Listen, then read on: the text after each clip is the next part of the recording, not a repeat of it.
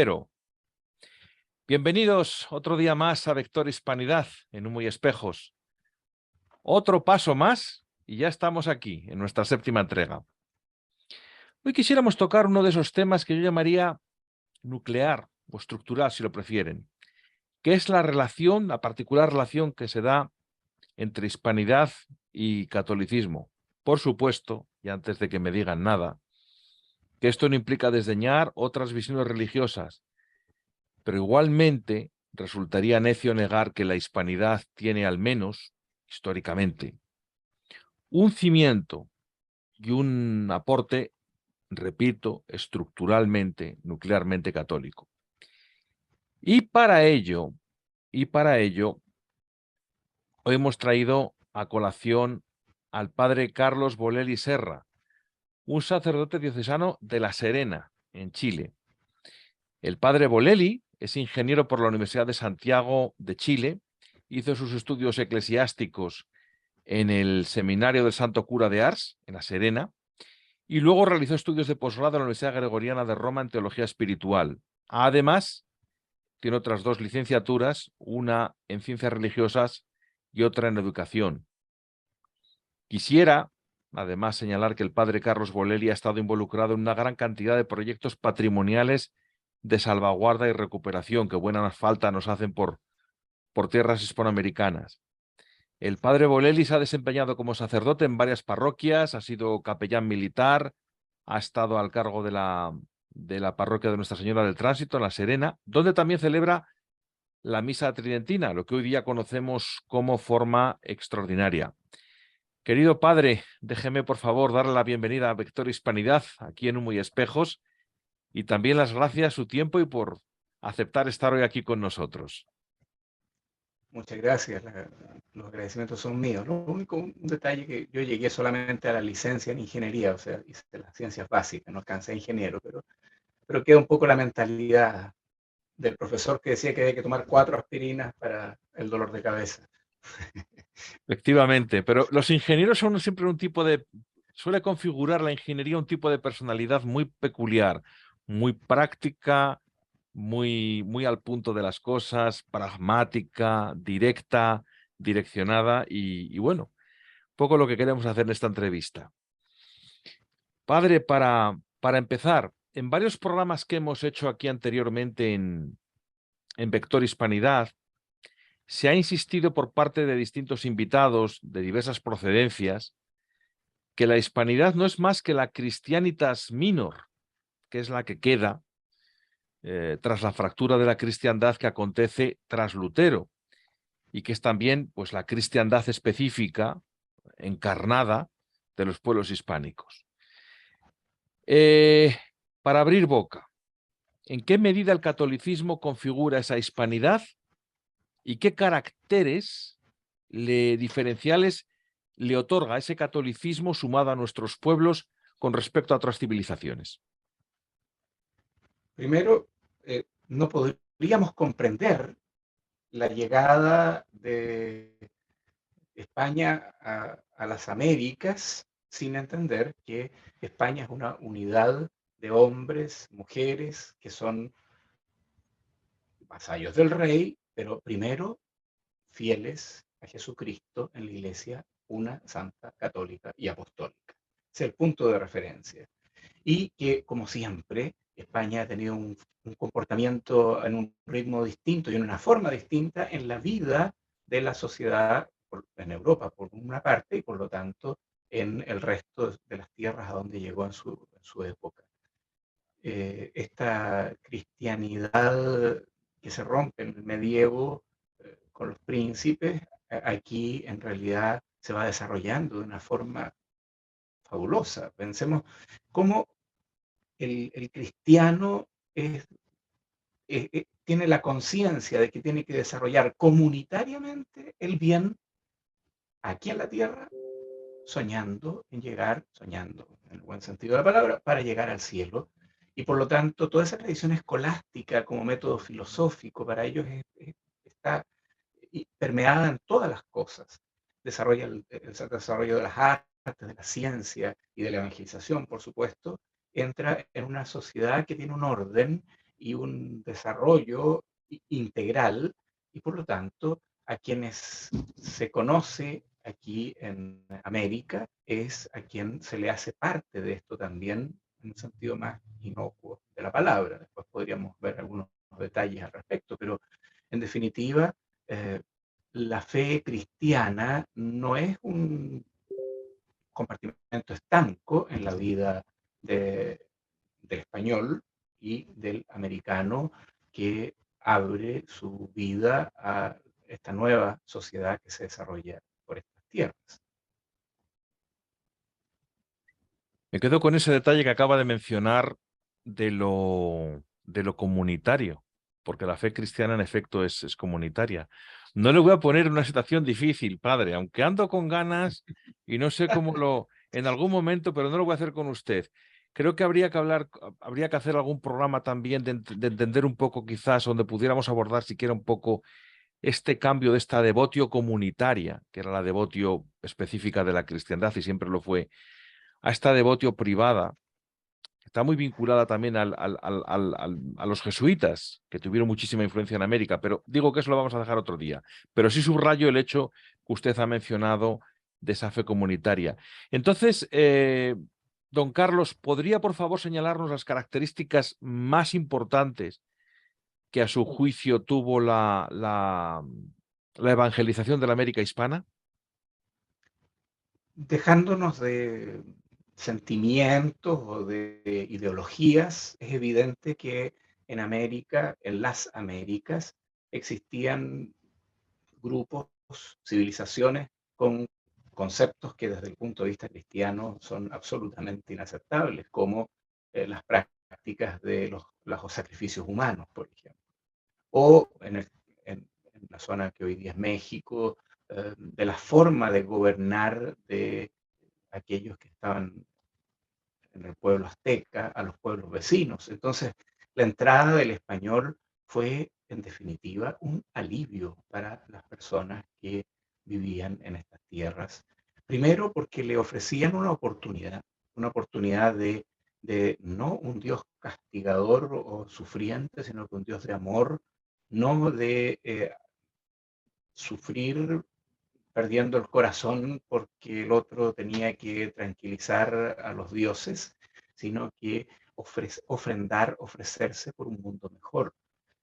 Una de las características específicas entonces es que el español, a diferencia de otros que llegaron a América, descubre y se preocupa del nativo como persona humana y por lo tanto inmediatamente se mete en la cultura indígena y de hecho en la práctica eh, todas las gramáticas que hay de indígenas en estas zonas son porque los misioneros querían enseñar el catecismo en las lenguas de ellos, con las categorías de ellos. Y podemos ver también cómo la organización de la ciudad es enseñada en ellos. Una muestra concretísima, gráfica, son las zonas de misiones en Paraguay, Brasil, Argentina, donde ahora la mayoría son ruinas, pero es evidente la mano del barroco español y la mano del barroco andino.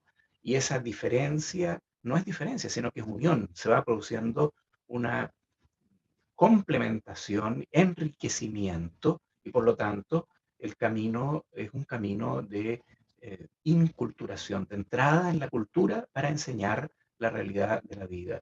Por lo tanto, el camino de evangelización, obviamente hay algunos bemoles, como los hay hoy día y como los hubo en cualquier parte y en cualquier condición donde hay seres humanos que somos pecadores, pero podemos ver, por ejemplo, los vestigios que ha quedado de las misiones jesuitas, de la producción musical, de las iglesias coloniales y bueno, y de las prácticas de la fe de nuestra gente.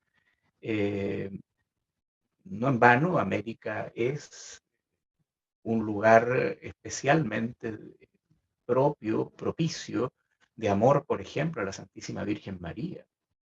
La primera aparición de la Virgen María de Guadalupe, que es como para hablar muchas horas, y la segunda, según nos cuentan, fue aquí en esta región, la región de Coquimbo, en Chile, Francisco, la Virgen de Andacollo. Entonces, a poco llegar el Evangelio a estas tierras, los indígenas asumen como propia la fe católica porque es un camino de salvación. Tantas, tantas ideas tira usted, padre, que son magníficas. Dos o tres contrapuntos voy a hacer muy breves. En primer lugar, me alegra muchísimo que haya sacado el tema del barroco, porque es una cosa digna de ver que si uno camina por Europa Central, el barroco es como clónico, se repite, es como un mismo estilo que se repite.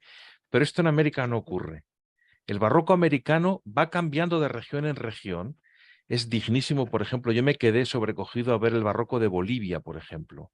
Y además no es lo mismo en distintas zonas de Bolivia, el barroco cambia mucho, o el barroco paraguayo, por ejemplo, de las O en misiones, por ejemplo, Guatemala, o claro. en México, en Guatemala, o en Claro. Argentina, que también hay muchísimas zonas, por ejemplo, en Córdoba, que hay un Y barroco hay que tremendo, decir en el Perú, que era el virreinato, o en el con Perú, que fuerza. era la capital, es espectacular. Y esto, esto nos tiene que hacer pensar que no había una imposición de un modelo clónico, como había en Europa Central, sino que había una mezcla, una simbiosis, un mestizaje de lo que se traía de Europa, que era el barroco, pero que respetaba muchísimo, incorporaba todas las artes arquitectónicas locales. Y luego las misiones, que yo creo que yo a veces pienso que las misiones, es una opinión, ¿eh? A lo mejor alguien mucho más instruido puede contradecirme, pero las misiones me parece que fueron como el culmen de la humanidad, que difícilmente se llegó a un sistema tan justo, tan benévolo y tan perfeccionado de organización social como aquel. Lo que vemos en Paraguay, lo que vemos en Argentina, en muchas zonas es algo maravilloso. Pero en fin, no Es quiero tirar impresionante. más porque me pongo a Sí, hablar de esto que usted ha comentado y es precioso. Sin embargo, aquí tenemos la cara B, la cara B. La leyenda negra ha cubierto de ignominia la hispanidad. Pero una cosa que yo siempre he dicho, la leyenda negra, a mi modo de ver, en el fondo no es tanto, aunque también, un ataque a España o a lo hispánico.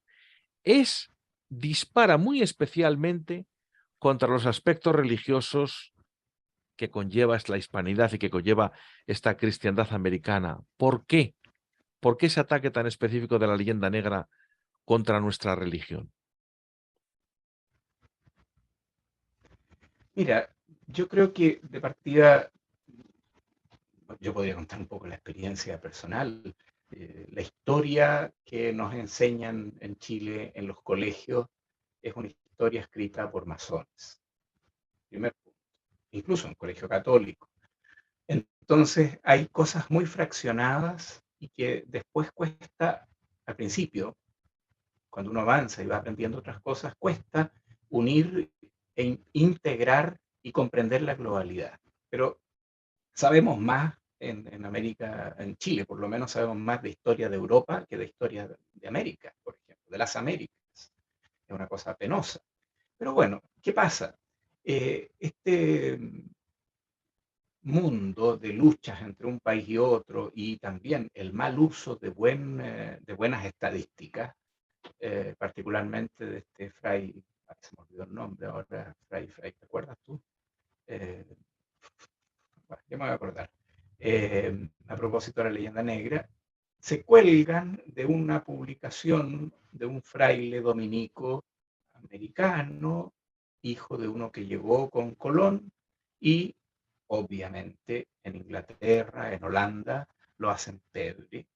Bueno, en resumen, publican el libro y hacen unas caricaturas que no tienen absolutamente nada que ver, y las cantidades que pone este fraile, por ejemplo, no sé cuántos muertos, en fin, hace que la gente odie. Se refiere a Fray Bartolomé de las... Este, justamente, Fray Bartolomé de las Casas. Entonces, él con muy buena intención quiere presentar al rey de España la situación que se vive aquí, pero evidentemente escapa en cantidades, pone unos números exorbitantes, del cual se cuelgan y entonces, el mundo hispano en total es considerado horroroso. De hecho, yo recuerdo hasta el año 1990 y algo, que por estas tierras todavía se hablaba del Día de la Raza para el 12 de octubre. Después hablaron de encuentro de dos pueblos. Y después, ya, ¿para qué les digo? Porque para el contrapunto completo, para colores el arco iris, en realidad. La leyenda negra española particularmente ha sido muy dañina en nuestra vida y en nuestra fe también. En prestigio, hoy día le llamaríamos fake news, con noticias falsas y con memes falsos también, que han llevado a muchas personas a dudar o a creyendo a la primera aquello que dice, como pasa con mucha gente que cree lo primero que dicen por internet o por noticias. Así. Y en realidad, entonces, la leyenda negra eh, ha provocado una situación que va a costar mucho tiempo que la gente vea la verdad, en realidad. Es cierto que hubo algunos abusos, o los tiene que haber habido también, pero la mayor parte de los cristianos se preocupaban por el bien de sus personas, de los que estaban con ellos. Digámoslo en palabras técnicas fuertes, los herejes y los cismáticos fueron herejes y rebeldes, fueron los que nos llevaron a mostrar como que las colonias españolas estuvieran en la peor de las condiciones. Y bueno, hagamos un ejercicio fácil. ¿Qué pasó con las otras colonias, no las españolas? ¿Qué pasó con los indígenas? Y la verdad es que algunos fueron arrasados totalmente y otros fueron reducidos a la mínima expresión. En cambio, aquí había toda una especie de mezcla, en algunos casos voluntaria y en otros casos seguramente no tan voluntaria, pero el mestizaje fue parte natural. Aquí es muy difícil que alguien se jacte de ser de pura raza indígena o de pura raza española, por ejemplo. Yo fui cura en una parroquia que tiene libros parroquiales que por acá es muy antiguo. Los libros parroquiales empezaban en 1681. Piensen ustedes que llevaba poco tiempo Chile como organización. Y están los libros parroquiales donde dice: yo bauticé a Tomasa, hija de, no sé, Juana, libre, mulata, y de Pedro, español, por ejemplo. Y dicen que había un señor que, me contaba una persona que vivía en ese pueblo, que un señor iba todo el tiempo a ver los libros parroquiales y él se jactaba de ser español, de rancia sangre española, y un día arrancó una hoja de uno de los libros y se fue y dejó abandonado el libro sin la hoja que correspondía. O sea, descubrió que no era tan rancio, en realidad era mezcladito como la mayor parte de aquí en Chile, por lo menos lo común es eso. Entonces, no podemos hablar de que nuestro pueblo sea un pueblo que tiene, por ejemplo, etnias nativas puras. En ningún caso. Hay, claro, hay unos que son más de uno, más de otro, pero así todo nos damos cuenta cómo, perdón, la, los dominios españoles fueron tratados de una forma eh, al estilo comunidad, justamente. El patrón, el patrono, el señor iba y se preocupaba de todos los detalles. Y yo les puedo decir, hasta el día de hoy queda muy poco de eso, pero hay algunos señores, por ejemplo, que se preocupan de que en sus tierras, en el campo, haya una capilla y haya atención de las personas que viven ahí, que son resabios de esa práctica y que obviamente algunos caricaturizan de una forma bastante inapropiada. Pero podemos ver cómo hay a veces eh, situaciones concretas que nos muestran cómo los ingleses o los holandeses no fueron precisamente como los españoles en esta zona, sino por el contrario, fueron tremendamente arrasadores o mercantiles en realidad. Aquí el español llegaba para quedarse. Así fue. Déjeme, padre, déjeme cambiar un poco también de tema y sacar algún tema a lo mejor que es un poco más peleagudo, porque hoy día negar que la Iglesia Católica atraviesa una crisis tremenda, formidable, me parecería negar lo obvio, de eso me parecería una estulticia. ¿A qué cree que se debe la crisis que atraviesa la Iglesia Católica hoy día en general en el mundo y más concretamente en Hispanoamérica? Mira, yo creo que lo principal es la falta de convicción y de testimonio. Me duele decirlo porque es vergonzoso. Muchas veces el sentirnos parte de una sociedad hace que sentirse católico sea parte de eso también. Por lo menos hasta la época que yo era niño, lo más común es que uno daba por hecho que alguien era chileno y era católico. Era como lógico, era muy raro que no fuera así. Y después cuando me fui a la Universidad de Santiago, ya no decía voy a la iglesia y me preguntaban aquí a qué parroquia, allá me preguntaban a qué iglesia. O sea, ya en la situación en Santiago de Chile en los años 90 ya mostraba un abanico más grande. Hoy, no solo para los católicos, sino que para cualquier creyente de cualquier agrupación, la militancia es muy difícil, porque estamos en una época en que aparentemente se muestran las cosas como si fueran al ámbito de lo personal o de lo privado cuando se trata de cosas religiosas. Y ahí estamos con problemas serios. Yo creo que el Papa emérito, que en paz descanse, Benedicto XVI, fue muy sabio cuando era cardenal Ratzinger y hacía esta relación de que la Iglesia va a llegar a ser una pequeña comunidad que le va a costar mucho, pero va a dar mucho testimonio. La coherencia de nuestra fe y el testimonio de nuestra fe no siempre han estado como prioridad. Entonces se ha desmembrado la situación. Hace unos años atrás, cuando hablábamos con jóvenes por cosas de colaborar en la iglesia, decían, no, si yo voy a ayudar a los trabajos de verano, a armar una casa con gente pobre, o a ir a reparar alguna cosa. O sea, el concepto de vida y de fe en la gente joven más bien ha sido el concepto de solidaridad y de ONG. Entonces, hay un tema muy importante de transmisión de la fe que parece que se ha cortado, por un lado, por la falta de práctica de la fe y por otro lado, por la falta de formación de las personas. Y siendo esto así como usted lo pinta, padre, y aunque esta pregunta yo sé que es muy fácil hacerla y pedirle que la responda en pocos minutos, pero requeriría quizás de no uno, sino de muchos programas per se, ¿qué debería hacer, a su parecer, la Iglesia Católica para recuperarse de esta crisis? Porque hablemos claro, nos guste o no nos guste, la Iglesia Católica en España y en Hispanoamérica, yo diría que en el mundo, está en una postración profunda.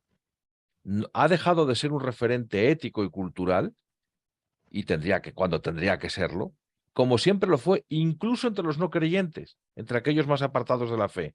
O sea, antes la Iglesia tenía un respeto, tenía una prestancia, no dejaba de ser un faro en el que la gente se miraba o buscaba orientación, aunque no practicase.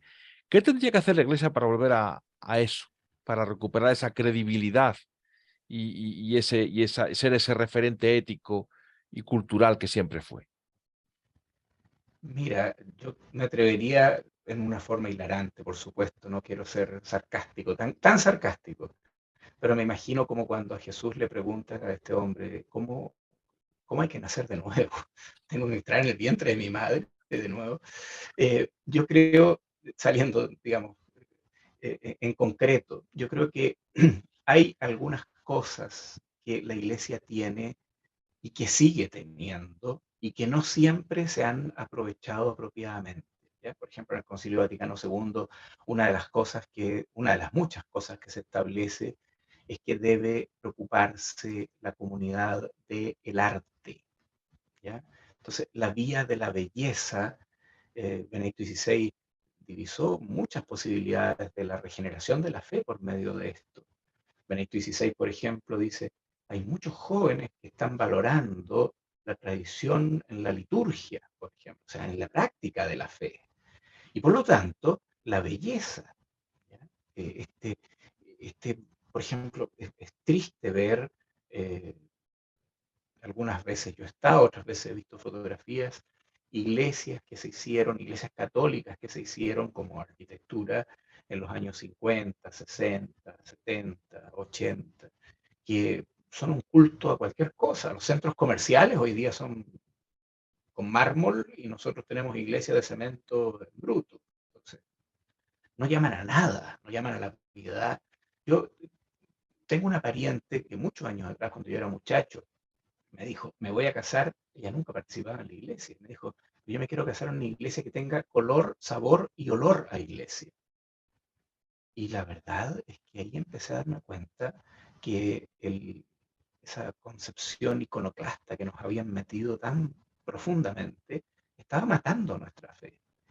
Nuestra imagen, sonido, olor, color, vivir la vida desde la belleza, de la naturaleza que Dios nos da para pegarle impulso a mirar con los pies bien puestos en la tierra, a mirar hacia Dios, al autor de la belleza, al creador, al sostenedor de la belleza.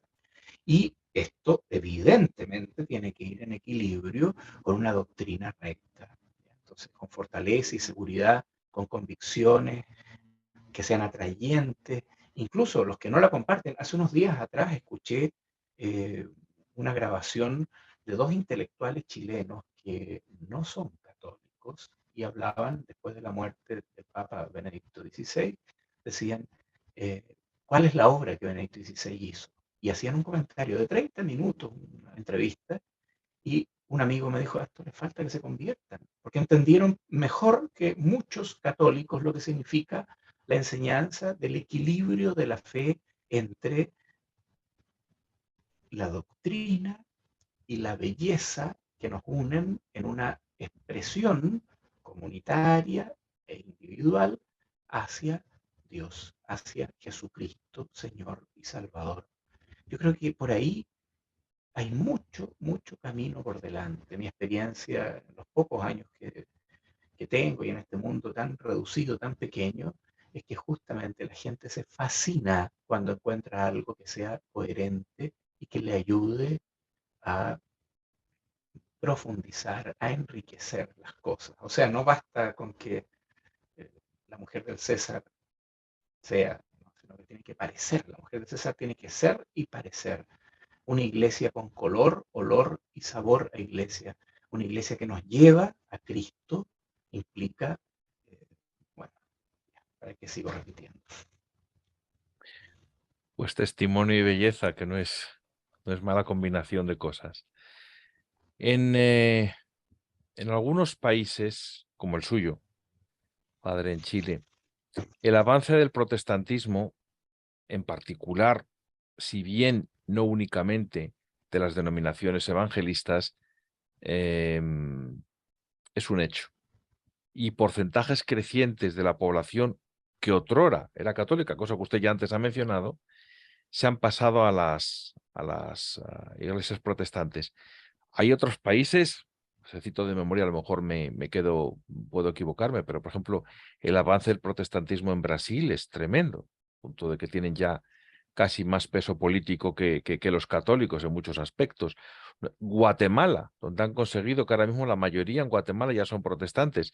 Y así podríamos hablar de otros muchos países en Hispanoamérica. ¿A qué se debe esto?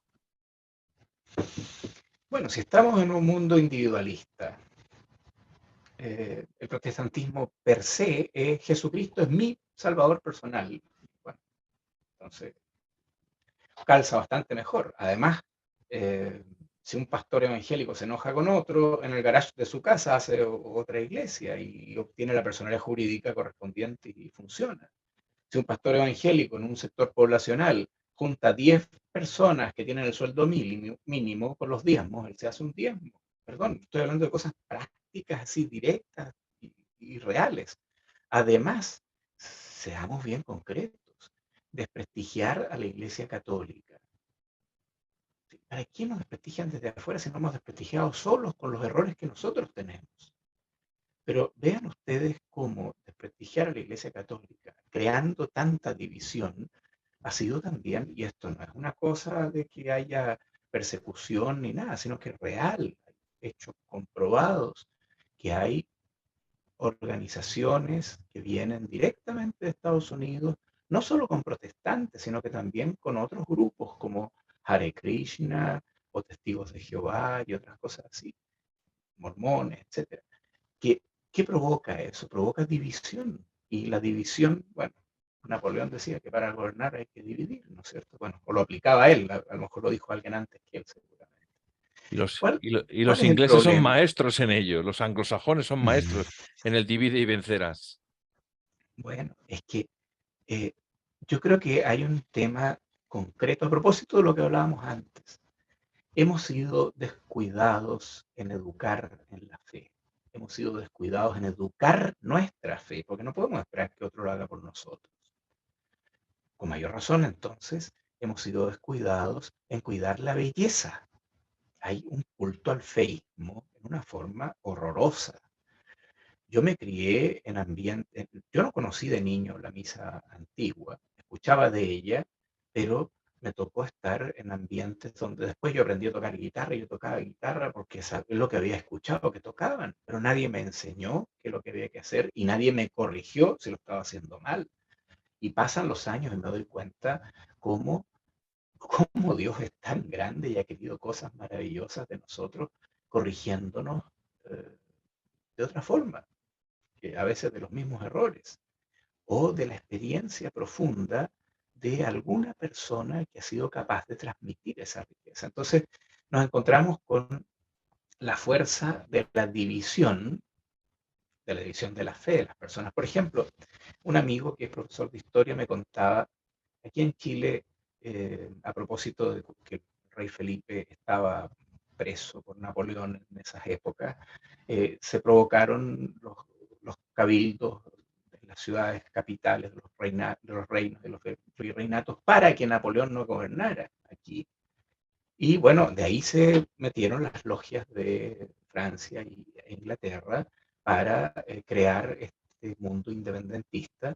Y bueno, cuando en Chile en 1818 finalmente se declara la independencia, se buscan enlaces para el sentido de unidad.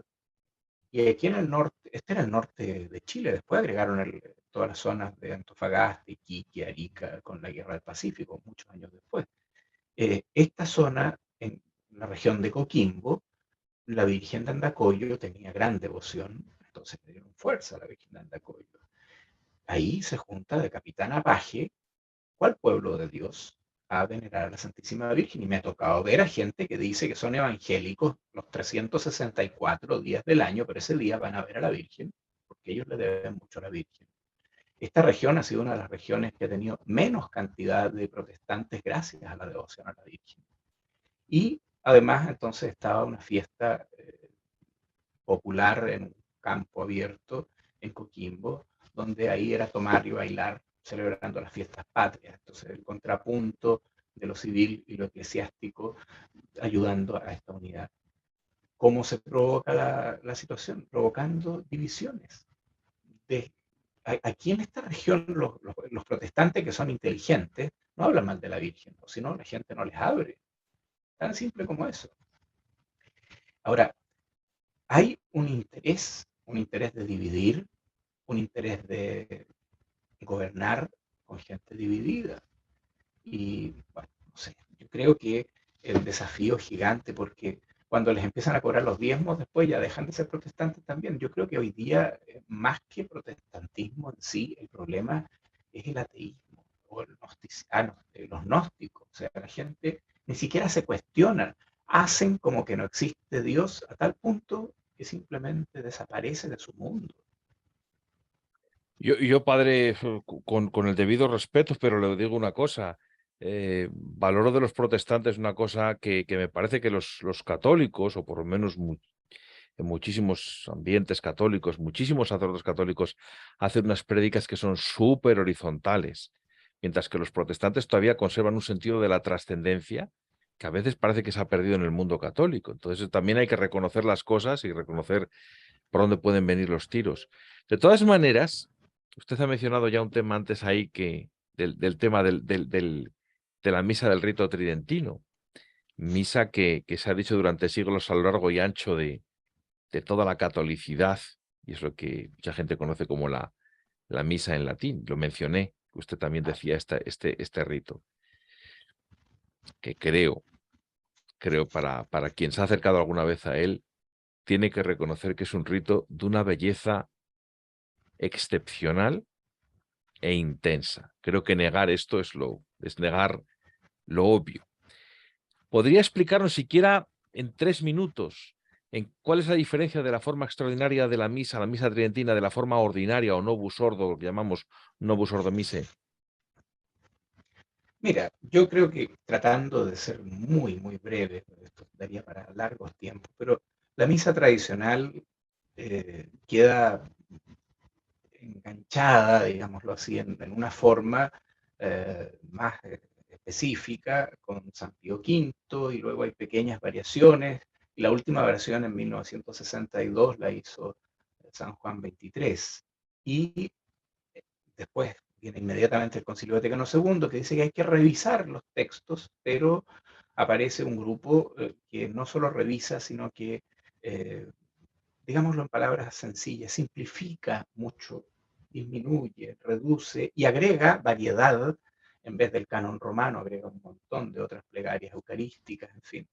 Bueno, y aparecen las lenguas vernáculas también, las lenguas de los pueblos, como la misa en latín. La misa moderna también se puede decir en latín, pero normalmente se dice en las lenguas de los pueblos. Entonces, diferencias gráficas, lo que ve la gente cuando entra a la iglesia. Primero, hay el sacerdote mirando hacia el oriente, no necesariamente el oriente geoespacial, sino que hacia el crucifijo y todo el resto del pueblo fiel mirando hacia el mismo lado. Eso es lo común en la misa tradicional. O sea, estamos diciendo que como el chofer del autobús van todos mirando hacia el mismo lado, mirando hacia Dios. ¿Ya? Eh, Esa es una de las características que primero le llaman, aunque también en la misa después del Vaticano II o Novus Ordo también se puede celebrar así. Bueno, se reducen una serie de oraciones, en este caso aparecen como pie el canto gregoriano, la belleza de la liturgia con rúbricas específicas, en cambio en el Novus Ordo hay como harta flexibilidad que hace que también algunos abusen y bueno, que pierda el sentido de lo sacro, el silencio, por ejemplo. En Novus Ordo, las normas establecen que debe cuidarse el silencio sagrado y dice incluso en qué lugares específicos. En Vetus Ordo, simplemente no hay para qué decirlo. La misa es silencio, oración y comunidad, o sea, individual y comunitariamente en silencio, individual y comunitariamente en oración, individual y comunitariamente también cuando se puede cantando, etc. Hay una experiencia de... Yo podría decir, mire, yo tengo 22 años de sacerdote y a los 11 años de sacerdote celebré la primera vez la misa tradicional, casi como un desafío a propósito de patrimonio, de cultura. ¿Ya? Terminó la misa en la parroquia donde yo estaba y a la salida se me acerca un muchacho, en esa época tiene que haber sido unos 40 años, una cosa así, entusiasmadísimo. Lo primero que me dice, mire padre, yo no soy católico, vine por curiosidad. Mi mamá tiene un colegio particular. ¿Cómo puedo hacer para que los niños en el colegio conozcan esta misa?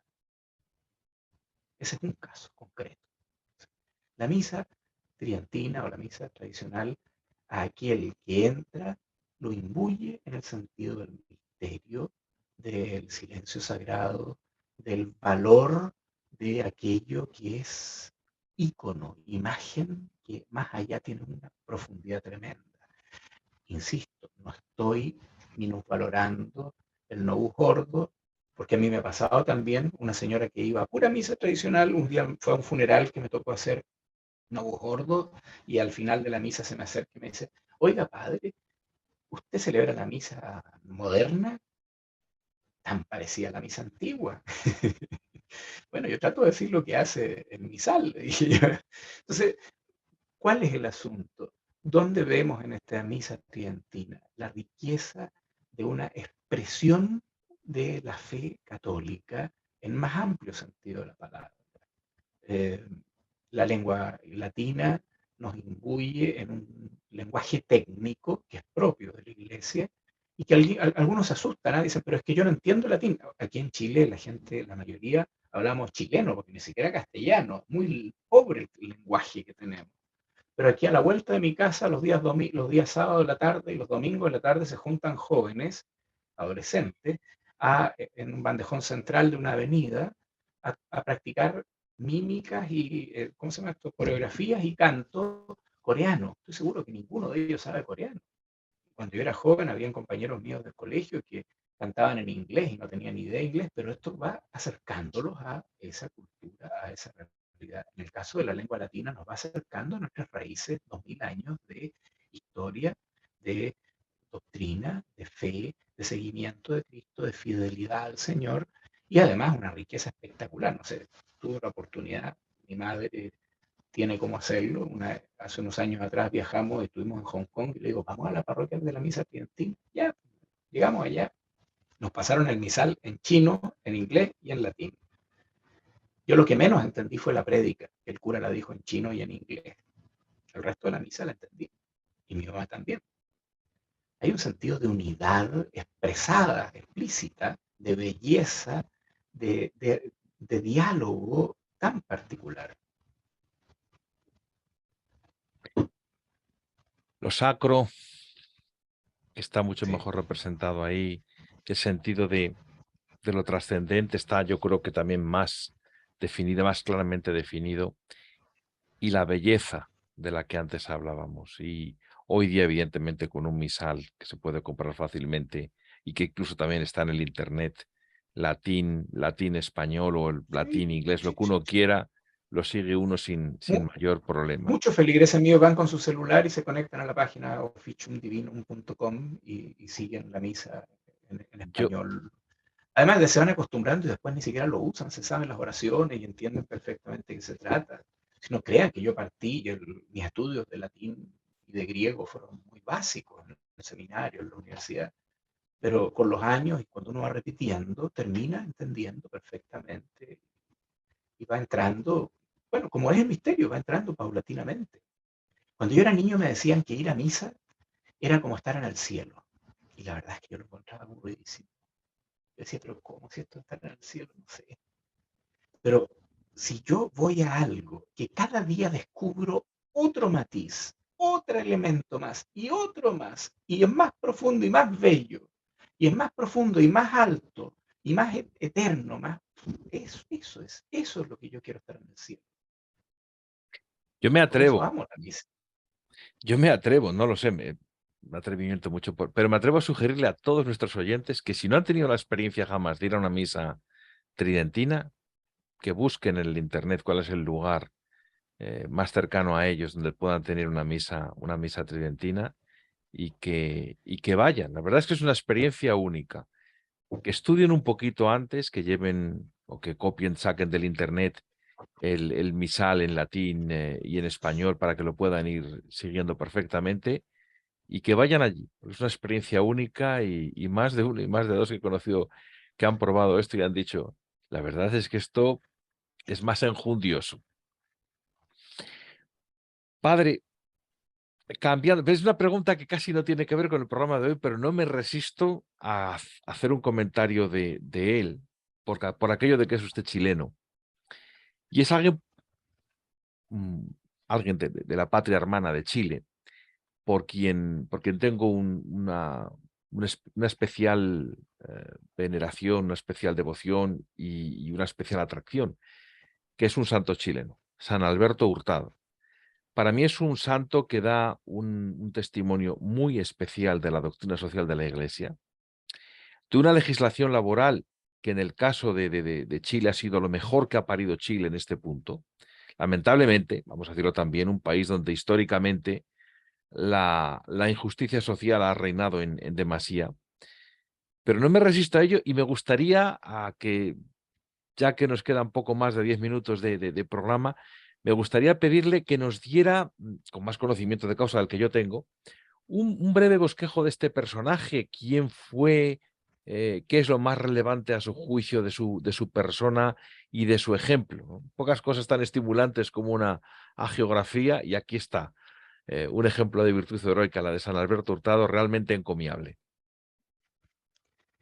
Bueno, aquí en Chile ha habido siempre un cariño muy especial a San Alberto Hurtado, un sacerdote que no se callaba las cosas. De hecho, yo me recuerdo de joven haber escuchado que decían al padre Alberto Hurtado lo quieren hacer santo, pero va a ser muy difícil, porque hay baúles con escritos de él y hay cosas que él, por un lado con la política y por otro lado con la jerarquía de la iglesia, tuvo muchos problemas. ¿Por qué? Porque yo me imagino, este hombre estudió, bueno, vivió en una familia bastante empobrecida, de clase media empobrecida, pero él fue a estudiar leyes, estudió, es abogado y después como jesuita fue a estudiar a Lovaina. Entonces yo me imagino que ahí, con toda esta efervescencia de lo social, de la doctrina social de la iglesia, él agarró la fuerza de, él murió en 1954. De hecho, un primo hermano de mi papá, un día en un matrimonio estos de familia, me dice, oye, tu papá está fallecido, otro primo mío también fallecido, pero yo era el tercero, éramos tres que fuimos seminaristas.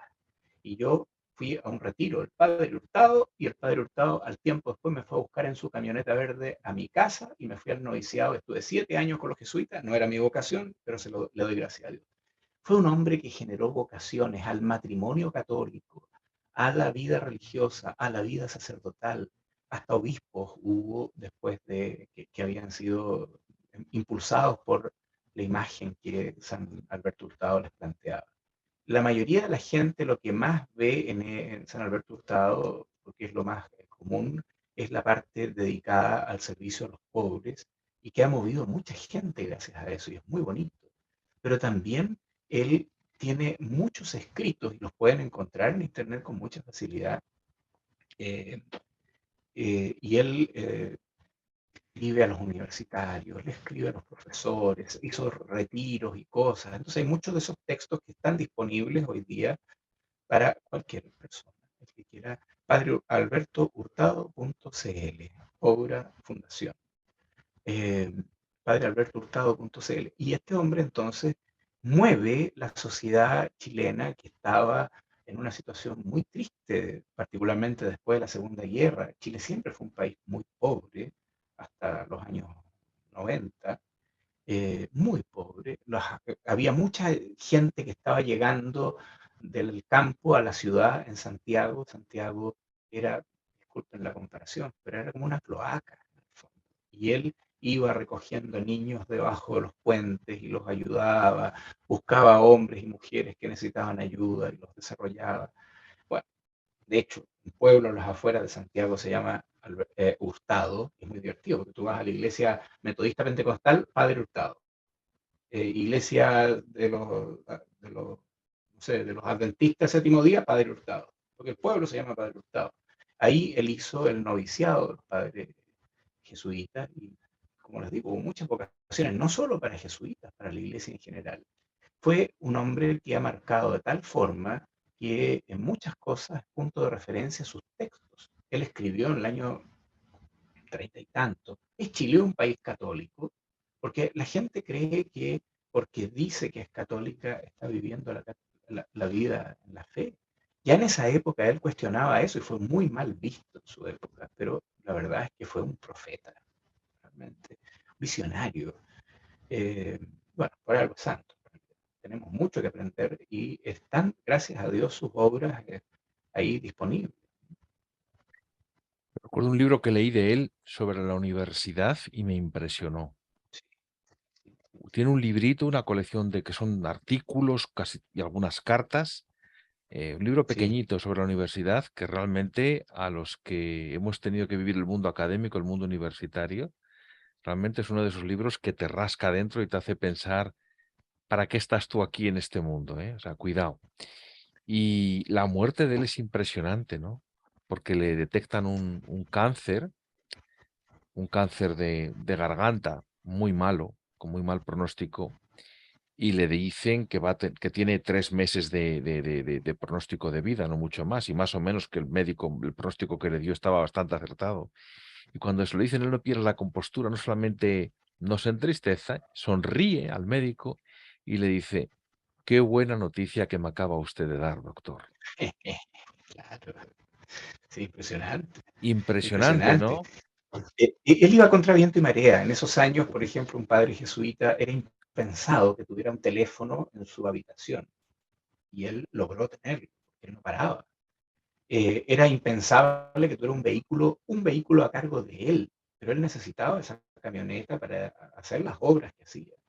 Estaba en un rato con los jóvenes impulsándolos a cuestiones de la vida social y política, en otro rato a señoras, en otro rato a obreros, a empleadas de casa particular, en fin, era un hombre que multifacético, porque era capaz de llegar con su lenguaje, en algunos casos muy profundo y alto, pero con una retórica tan bien desarrollada que en un momento podía estar conversando con los muchachos analfabetos en el río Mapocho y en otro rato podía estar en una universidad o en el ámbito de la política. Claramente, es impresionante. Un apostolado absolutamente descomunal, descomunal. Sí. Padre, quisiera ya, para ir enfilando la recta final de este programa, quisiera plantear algunos temas muy concretos y que nos diera una pincelada muy breve, 30 segundos, le voy a retar con ello. Le voy a retar en el sentido que decimos en España, no retar en el sentido que dicen en Chile de ustedes, Sí, sí, que sí, sí, retar es reñir, no, retar en el sentido de reto, de desafío. sí, sí. Sobre cada uno de estos es posible. En primer lugar, ya que la ha mencionado antes, Bartolomé de las Casas. ¿Qué diría usted de él? ¿Qué nos dirían 30 segundos? Bueno, yo diría más bien que tenemos que tener cuidado hoy de no hacer informaciones erróneas, de decir la verdad y luchar por la verdad. Lo que es ciencia. O sea, si hay números, digamos los números. El, la intención de él puede haber sido muy buena, mostrarle al rey que aquí la situación era muy delicada, pero fue manipulada también la información. Entonces, cuidado con las fake news, cuidado con quedarse con buenas intenciones. Camino al infierno, está tapizado de buenas intenciones. Hay que leer a Fray Toribio de Motolinía, las críticas que le hace a las casas, brutales. No se puede leer las casas sin leer a Fray Toribio de Motolinía. En fin, teología de la liberación. Ah, es un tema muy peludo en realidad, porque por una parte dicen que es latinoamericana, pero nació en Europa. Primer punto. Segundo punto, hay un método, concretamente, que es el método marxista. Por lo tanto, se trunca la capacidad de lo trascendente. Así todo, hay cosas de la teología de la liberación, algunas cosas, como en todo, ¿no es cierto? Hay algunas cosas que son fabulosas para poder acercarse a las personas y para poder dialogar. Pero es muy importante evitar las confusiones y las ideologías. Y aquí, por la ideología de la liberación, lamentablemente ha habido mucha gente que se ha desviado, ha perdido el norte. Yo he tenido colegas que parten primero con una visión media protestante del bautismo, ¿no es cierto? Dicen, no, si somos, el bautismo es lo más importante. Bueno, sí, claro que es lo más importante. Pero el sacerdote, el bautismo es muy importante y tiene que ver con tu salvación, pero el sacerdocio tiene que ver con la salvación de los otros, ¿no? Y finalmente, claro, no sé, será bautizado, será sacerdote mientras celebra la misa, sí, es que ya. Y después termina dedicado a cosas sociales y se termina saliendo de sacerdote. Hay comunidades que se han dividido y que han sido carne de cañón para los protestantes por culpa de eso. Yo también, hay cosas de la teología de la liberación y sé que alguna persona que me conoce a lo mejor se va a escandalizar que la rescato. En particular a Gustavo Gutiérrez. He leído también algunas cosas de él que me han gustado bastante y que son bastante salvables, otras no tanto. Sí diré como contrapunto lo que usted dice, que la filosofía elegida por la Iglesia, la filosofía principal de la Iglesia, es el tomismo, no el marxismo. Le dejo en esta que le voy a plantear, le dejo 30 segundos y 30 segundos. 30 segundos para decirnos qué es y 30 segundos para comentar sobre ello. Modernismo. Mira, en concreto, hay que tener, aquí por lo menos hay que tener mucho cuidado porque modernismo da una tremenda posibilidad de pensar en una serie Hablo de de cosas, modernismo pero teológico, no artístico, ¿eh? claro, bueno, sí, evidente. Tenemos el problema de que se pone, digamos, desde el modernismo se van produciendo eh, muchas herejías, se van sintetizando herejías. Y bueno, el Papa Pío X, Pacendi, especifica eso. Se tiende a relativizar el dogma y se empieza a perder el valor propio de las verdades reveladas. Hay que tener un cuidado grande. Decía San Pío X que es la cloaca de todas las herejías, definía el modernismo. ¿Eh? También Claro. esa cosa de que los dogmas evolucionan y se adaptan a los tiempos, ¿no? Que es una cosa que hoy día parece que se vive como una cosa normal. No, no, no. Hay principios que son inmutables. Es que la gente no reconoce esto ni en el plano filosófico, cuanto más en el plano teológico. Y una Bueno, a mí me difícil. pasa que hay colegas mías, por ejemplo, que dicen, no, si no hay purgatorio, hay cielo nomás, se fue al cielo. Y de hecho la gente dice, vuela alto cuando se muere alguien. O sea, como que decretan que se vaya al cielo. No han entendido nada. Es una cosa horrorosa. La enseñanza de los novísimos. Una difícil, padre. Apostasía. Eh, Mira, cada día hay más gente que aparentemente eran católicos y abandonan la fe, pero en la práctica muchos de ellos no eran católicos. Eh, la apostasía como acto consciente y como pecado grave de abandonar la fe católica en aquellos que han tenido una formación sólida, una experiencia verdadera de Jesucristo, es muy poco probable. Pero es tanto el daño que hacen justamente estos pseudo católicos o católicos New Age o católicos budistas, no sé, o católicos como postmodernistas, porque ni siquiera modernistas, postmodernistas, que todo es buenismo, todo es políticamente correcto, todo es relativo, considerable y opinable. Es un tema gravísimo. Entonces, claro, abandonar la fe, apostatar, es muy feo, pero en la práctica yo creo que un católico que de verdad ha tenido la experiencia del amor de Dios, es muy difícil que vaya a apostatar. Y ya para acabar, padre, si quiere y le parece oportuno, ¿se atrevería a darnos alguna sugerencia bibliográfica o de lectura respecto a este tópico que hemos abordado hoy de catolicismo e hispanidad? Yo no soy un intelectual, tú me conoces, pero tengo amigos que sí saben y me informé. Miren, hay uno que se llama La defensa de la hispanidad de Ramiro de Maeztu, Maeztu, que salió hace poco por Pro Civitate Dei, la editorial. Idea de la hispanidad de Manuel García Morente. La obra del filósofo y sacerdote chileno, eso es bien interesante, el padre Osvaldo Lira, de los Sagrados Corazones. Yo me recuerdo en los años 80, en el diario más conocido en Chile, el diario El Mercurio de Santiago, habían siempre artículos de él en esa época. Al tiempo después falleció. El padre Osvaldo Lira, de estos escolásticos puros y duros.